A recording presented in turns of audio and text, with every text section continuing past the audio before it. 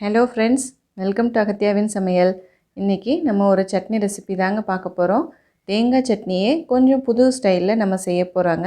வாங்க எப்படி செய்கிறதுன்னு வீடியோக்குள்ளே போய் பார்க்கலாம்.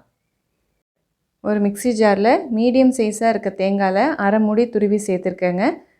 காரத்துக்கு 2 காஞ்ச மிளகாய் சேர்த்துருக்கேன்.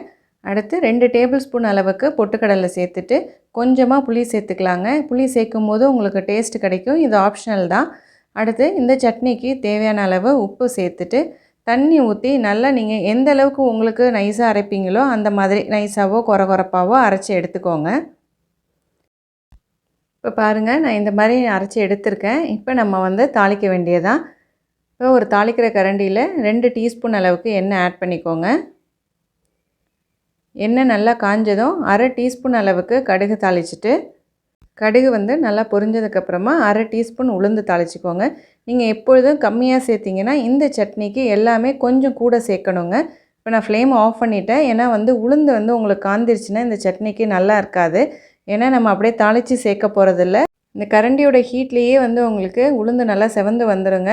இப்போ 1/4 டீஸ்பூன் அளவுக்கு பெருங்காயத்தூள் ஆட் பண்ணிவிட்டு நல்லா ஃப்ரெஷ்ஷான கருவேப்பிலையாக ஒரு கொத்துலேருந்து 2 கொத்து அளவுக்கு கூட நீங்கள் சேர்த்துக்கலாங்க. இந்த சட்னிக்கு மெயினே இந்த தாளிப்பு தாங்க.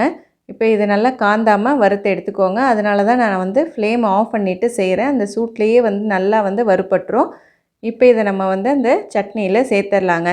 இதோட எப்பொழுதுமே நம்ம சட்னி முடிஞ்சிடும். ஆனால் இப்போ இந்த தாளிப்பை சேர்த்துட்டு நம்ம திரும்பி இதை அரைக்க போகிறோங்க. அதுக்காக தான் நான் உங்களுக்கு தாளிப்பு கொஞ்சம் அதிகமாக சேர்த்துக்கணும் அப்படின்னு நான் முன்னாடியே சொல்லியிருந்தேன்.